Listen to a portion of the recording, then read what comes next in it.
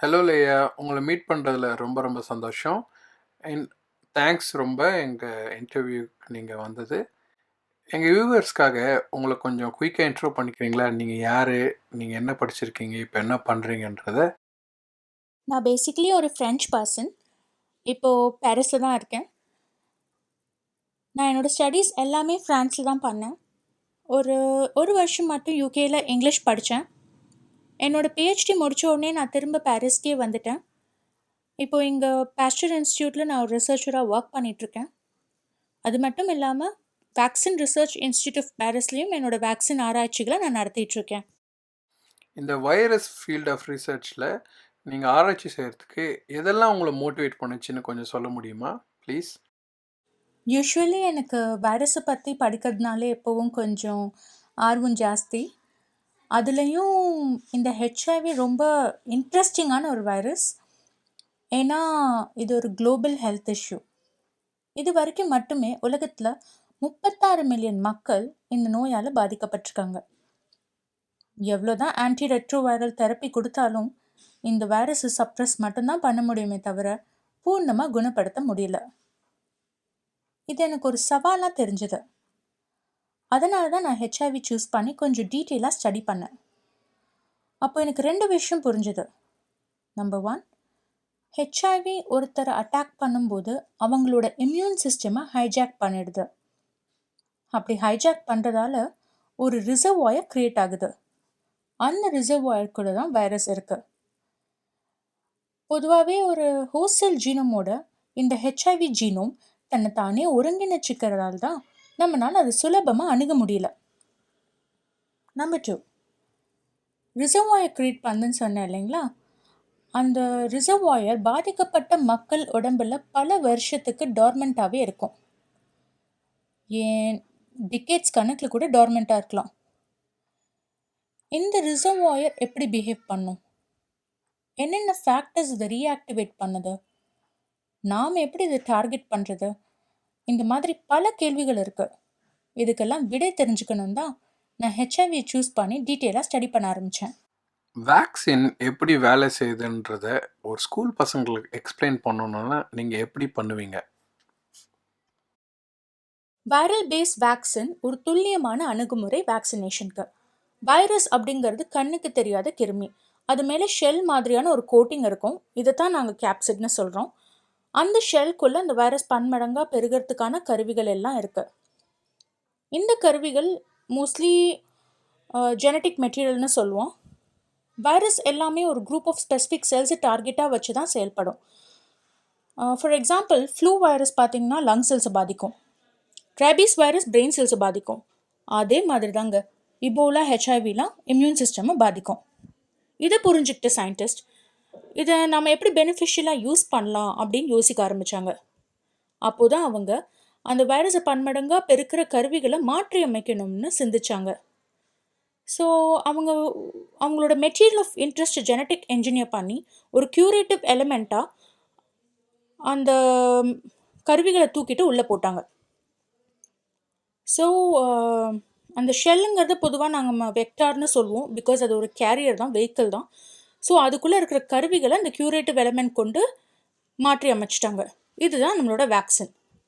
இப்போது ஒருத்தர் வேக்சினேஷன் எடுத்துக்கிறாருன்னா அது கண்டிப்பாக டார்கெட் ஸ்பெசிஃபிக்காக தான் இருக்கும். ஏன்னா வைரஸ் எல்லாமே ஒரு ஸ்பெசிஃபிக் செல்ஸை தான் தாக்குது அப்படின்னு தெரியும் பட்சத்தில் நாம் அந்த வேக்சினேஷன் கொடுக்கும்போது டார்கெட் ஓரியன்டாக தான் கொடுக்குறோம். ஒரு ஆர்கனுக்கு தான் செலுத்துகிறோம். ஸோ அந்த ஆர்கனில் இருக்கிற இம்யூன் செல்ஸ் எல்லாம் இது போய் ட்ரிகர் பண்ணி விட்டுறது.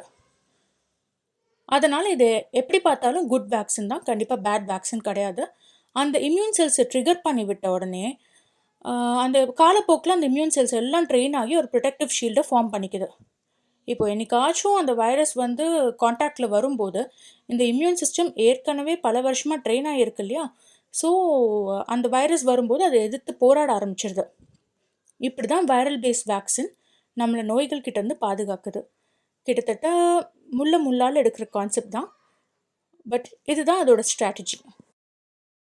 இந்த ஹெச்ஐவி வேக்சின் டிசைனில் என்னென்ன ப்ராப்ளம்ஸ் இல்லை என்னென்ன சேலஞ்சஸ் இருக்குன்னு சொல்ல முடியுமா?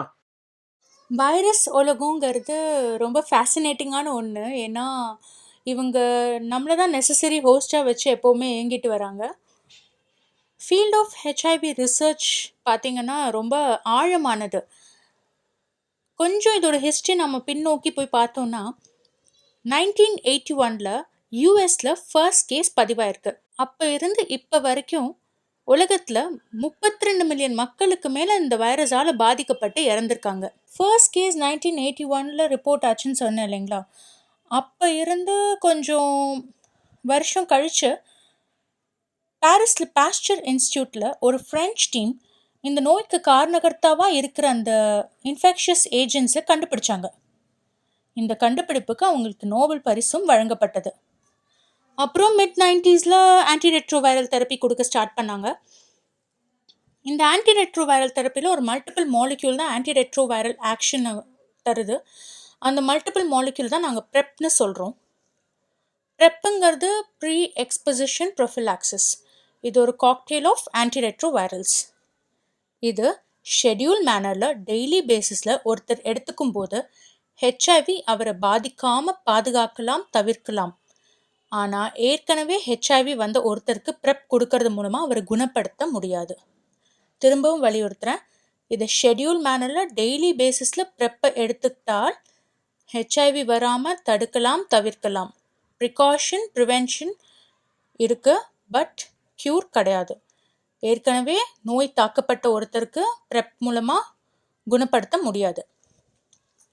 ஹெச்ஐவிங்கிறது முன்னவே நாங்கள் சொன்ன மாதிரி ரிசர்வாயருக்குள்ளே அந்த வைரஸ் ஒழிஞ்சிட்ருக்கோம். ஒரு ரிசர்வாயர் க்ரியேட் பண்ணி அதுக்குள்ளே தான் ஹெச்ஐவி ஒழிஞ்சிட்ருக்கோம். ஸோ ஹெச்ஐவியை கம்ப்ளீட்டாக டிஸ்ட்ராய் பண்ணணுன்னா அதுக்கு ரிசர்வாயரை காலி பண்ணுறது மட்டும்தான் வழி. இதுக்கு கிளினிஷியன்ஸும் சரி, ரிசர்ச்சர்ஸும் சரி, வேக்சினை உருவாக்குறது ஒரு முக்கியமான அப்ரோச்சாக பார்த்தாங்க. ஹெச்ஐவி வேக்சினோட கரண்ட் ஸ்டேட்டஸும் அது எவ்வளோ சீக்கிரம் நமக்கு கிடைக்கும்ன்ற ஐடியா கொஞ்சம் கொடுக்க முடியுமா ப்ளீஸ்? ஹெச்ஐவிக்கு வேக்சினேஷன் கண்டுபிடிக்கிறதுங்கிறது ரொம்பவே கஷ்டமான ஒரு விஷயம்.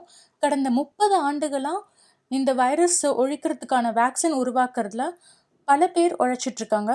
ஆனால் இது வரைக்கும் இதுக்கு ஒரு நிரந்தர தீர்வு கிடைக்கல.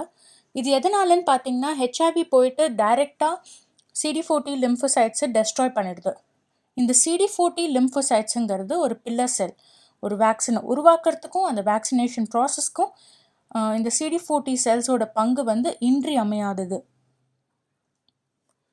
இந்த CD40 செல்ஸ் என்ன பண்ணுன்னா, ஒரு இம்யூன் ரியாக்ஷனை க்ரியேட் பண்ணி இம்யூன் மெமரி செல்ஸை ஃபார்ம் பண்ணுது.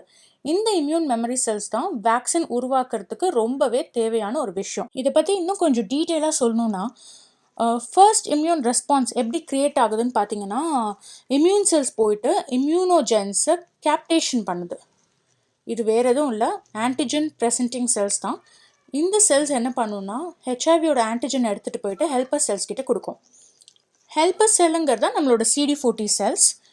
ஸோ இப்போ ஹெல்பர் செல் அந்த ஹெச்ஐவி ஆன்டிஜன் ரிசீவ் பண்ணுச்சு இல்லைங்களா, அதை எடுத்துகிட்டு போயிட்டு பி செல்க்கும் டி செல்க்கும் டிஸ்ட்ரிபியூட் பண்ணிடும். இப்போ பி செல் என்ன பண்ணுன்னா, ஆன்டிபாடிஸ் ஃபார்ம் பண்ண ஆரம்பிச்சிடும். இது நம்மளை நோய் தாக்காமல் நம்மளை அந்த வைரஸ் கிட்டேருந்து பாதுகாக்கும். இன்னொரு பக்கம் பார்த்தீங்கன்னா டி செல்ஸ், இதை நாம் சைட்டோடாக்சிக் டி செல்ஸ்னு சொல்லுவோம். CD8 பாசிட்டிவ் செல்ஸ்னு சொல்கிறது வழக்கம். ஸோ இந்த CD8 செல்ஸ் என்ன பண்ணுதுன்னா, ஹெச்ஐவி பாதிக்கப்பட்ட செல்லை கண்டுபிடிச்சி அதை கம்ப்ளீட்டாக டெஸ்ட்ராய் பண்ணுறது தான் இதோட வேலை. இது எப்படி ஹெச்ஐவி பாதிக்கப்பட்ட செல்லை குறிப்பிட்டு போய் கண்டுபிடிக்குது அப்படின்னு பார்த்தீங்கன்னா, நம்ம ஹெல்பர் செல்ஸ் இதெல்லாம் ஹெச்ஐவி பாதிக்கப்பட்ட செல்ஸ் அப்படின்னு இன்ஃபர்மேஷனை பாஸ் பண்ணிடும். அந்த இன்ஃபர்மேஷனை வச்சு இது எதெல்லாம் தாக்கப்பட்ட செல்ஸோ அதை கண்டுபிடிச்சி அதை பூர்ணமாக குணப்படுத்த முயற்சி பண்ணும். அதாவது அது கம்ப்ளீட்டாக டெஸ்ட்ராய் பண்ணிடும் அந்த பாதிக்கப்பட்ட செல்லாம். ஸோ அந்த பி செல்ஸும் டி செல்ஸும் ஒரு இம்யூன் மெமரி செல்லை க்ரியேட் பண்ணுறதுல பெரும் பங்கு வகிக்குது. ஒரு ஆன்டிஜனுக்கு இந்த மாதிரி மெமரி ஃபார்ம் பண்ணுதுன்னா, அதே போல் பல பேத்தஜன்ஸில் இருக்கிற ஆன்டிஜன்ஸ்க்கும் இதே மாதிரி மெமரி செல்ஸ் ஃபார்ம் பண்ணி வச்சுக்கும். இந்த மெமரி செல்ஸ் எல்லாமே இம்யூன் ரெஸ்பான்ஸை குவிக்காக ட்ரிகர் பண்ணும். ஸோ திரும்ப ஒரு ஆன்டிஜன் உள்ளே வரும்போது இதோட ஆக்ஷன் ரொம்ப குவிக்காக இருக்கும், ஃபாஸ்ட் அப்ரோச்சாக இருக்கும். ஸோ இந்த மெமரி செல் அந்த ஆன்டிஜன் கான்டாக்டில் வந்த உடனே ட்ரிகர் ஆகி நம்மளை நோய்கிட்டேருந்து பாதுகாக்கும். பட் நமக்கு இங்கே என்ன சேலஞ்ச்னு பார்த்தீங்கன்னா, இந்த ஹெச்ஐவி CD40 செல்ஸை டைரெக்டாக போய் அழிச்சிடுது. அந்த CD40 செல்ஸே இல்லாத பட்சத்தில் நமக்கு வேக்சின் உருவாக்குறது பெரிய சவாலாக இருக்குது. இதனால தான் ஹெச்ஐவிக்கு இது நாள் வரைக்கும் ஒரு நிரந்தர தீர்வை கண்டுபிடிக்க முடியாமல் ஒரு சவாலாக எடுத்துக்கிட்டு நம்ம சயின்டிஸ்ட் ரிசர்ச்சர்ஸ்லாம் இன்னும் உழைச்சிட்டு வராங்க.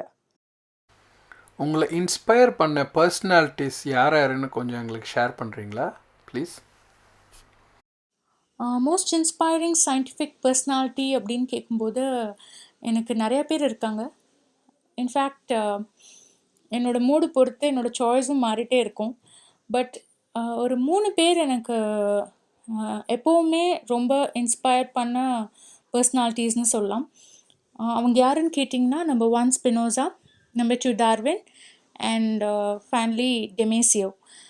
ஸ்பினோசா அஃப்கோர்ஸ் நீங்களாம் கேட்பீங்க அவர் ஒரு சயின்டிஃபிக் பர்சனாலிட்டி கிடையாதுன்னு. ஆமாம், 17th சென்ச்சுரியை சேர்ந்த ஒரு philosopher. But still mind, health, body பற்றின ரிலேஷன்ஷிப்பை முற்றிலும் வேறு பரிமாணத்தில் பார்த்துட்டு நமக்கெலாம் அதோட செயல்பாடை ஒரு அவேர்னஸாக க்ரியேட் பண்ண விதத்தில் அவர் பெரும் பங்கு வகிச்சிருக்காரு. ஸோ என்னை பொறுத்தவரை அவர் ஒரு விஷனர், ஒரு இன்சைட் கொடுத்துருக்காரு regarding this mind body health relationship and how it works. Next பார்த்திங்கன்னா டார்வின் எல்லாருக்குமே தெரியும், ரொம்ப ஃபேசினேட்டிங்கான ஒரு பர்சனாலிட்டி. ஜஸ்ட் பை அப்சர்வேஷன்னாலேயும் ஸ்டடினாலேயும் ஒரு தியரியை ஃபார்ம் பண்ணவர். The theory of evolution and adaptation இன்றைக்கு வரைக்குமே பல சயின்டிஃபிக் டொமைன்ஸில் பல சயின்டிஃபிக் ஹைப்போதீசிஸ்க்கு பேசிஸாக இருக்குது. ஸோ இது ரொம்ப இன்ட்ரெஸ்டிங்கான ஒரு தியரியும் கூட, உங்கள் எல்லாருக்குமே தெரிஞ்சிருக்கோம். அண்ட் ஃபைனலி டெமேசியோ, இப்போவும் வாழ்ந்துட்டுருக்கிற ஒரு லெஜண்ட், நியூரோ சயின்டிஸ்ட். ஸோ அவர் கான்ஷியஸ்னஸ் பற்றி நிறைய புக்ஸ் எழுதியிருக்காரு. அடிக்கடி அவர் மக்களை கேட்குற கேள்வி பார்த்திங்கன்னா, நமக்கு ஏன் கான்ஷியஸ்னஸ் இருக்குது, இந்த கான்ஷியஸ்னஸ்லேருந்து நமக்கு என்ன மோரல் வேல்யூ கிடைக்குது, இந்த மாதிரி நம்மளை நிறைய யோசிக்க வச்ச ஒரு பர்சன். இவங்க 3 பேருமே ரொம்ப ஃபிலாசபியோடையும் எவல்யூஷனோடையும் சம்மந்தப்பட்டவங்களாக இருந்தாலும் ஏதோ ஒரு வகையில் அவங்க இம்யூனாலஜியோட ஒன்றிணைஞ்சிருக்காங்க. ஸோ ஆஸ் அன் இம்யூனாலஜிஸ்ட் இவங்க இம்யூன் சிஸ்டம் பற்றி கொடுத்த ஐடியாலஜினாலேயோ என்னவோ இவங்க எப்போவுமே எனக்கு ரொம்ப இன்ஸ்பைரிங் பர்சனாலிட்டிஸாக இருந்திருக்காங்க. ரிசர்ச்சராக இருக்கிறதுல என்னென்ன சவால்கள் இருக்குது? நீங்கள் இப்போ பாஸ்டர் இன்ஸ்டியூட்டில் ஒர்க் பண்ணுறீங்க, இந்த எக்ஸ்பீரியன்ஸ் உங்களுக்கு எப்படி இருக்குதுன்னு கொஞ்சம் ஷேர் பண்ணுங்கள். Pastor and vaccine research institute ரொம்பவே காம்படிட்டிவான என்விரான்மெண்ட்ஸ்னு சொல்லலாம்.